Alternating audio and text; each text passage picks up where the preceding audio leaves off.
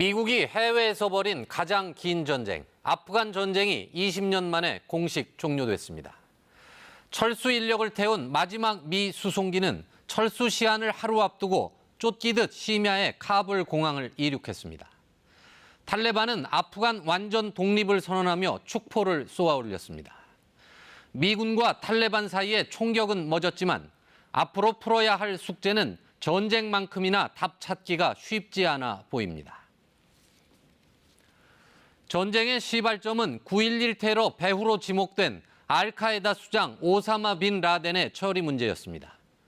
당시 집권 세력이던 탈레반이 신병 인도를 거부하자 미국은 아프간을 침공해 탈레반을 몰아냈습니다. 10년 뒤인 2011년에는 파키스탄에 은신 중이던 빈 라덴을 사살하는 전과도 올렸습니다. 하지만 그 이후에도 미국은 발을 빼지 못했고 미국에게 아프간은 점차 수렁이 돼갔습니다. 친서방 정부와 정부군은 무능하고 부패했던 반면 탈레반은 테러와 게릴라전 등을 앞세워 집요하게 맞섰습니다. 2,400명이 넘는 미군 장병이 전사하고 1,100조 원이 넘는 전쟁 비용을 쏟아부었습니다.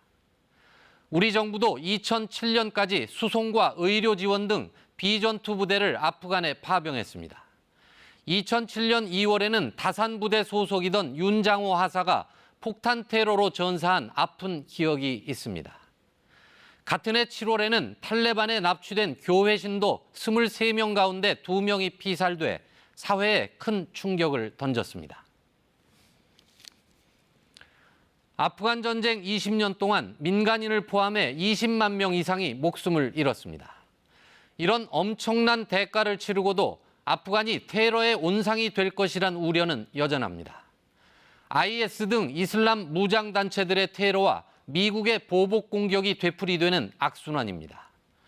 과거와는 다를 것이라는 탈레반의 천명에도 불구하고 여성 인권 등 아프간의 불확실한 미래 역시 국제사회의 우려를 낳고 있습니다.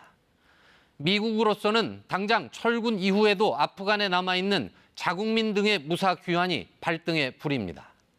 아프간 철수 과정에서 촉발된 동맹국들과의 신뢰 문제 역시 미국에게 계속 부담으로 남을 가능성이 있습니다. 뉴스 해설이었습니다.